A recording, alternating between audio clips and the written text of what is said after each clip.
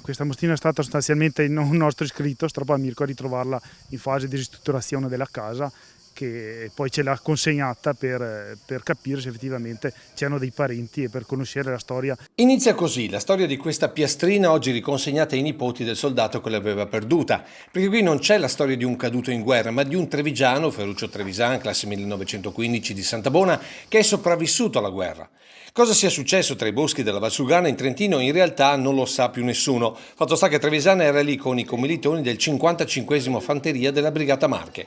Siamo il 10 giugno del 1940 e l'Italia ha appena dichiarato guerra al fianco della Germania, iniziando un percorso di morte e distruzione oltre che di deportazioni. Cosa che accade anche al Fante Trevigiano nel 1943, della quale raccontava sempre poco e con molta ritrosia. Mi diceva che faceva tanto freddo e che quando si mettevano a lavorare nei pali della luce la pelle delle mani si attaccava ai pali da quanto freddo era. Sono molte poche cose. Una cosa che mi diceva quando ero piccola, quando si lasciava là il mangiare nel piatto, era che noi non sapevamo cos'era la vera fame.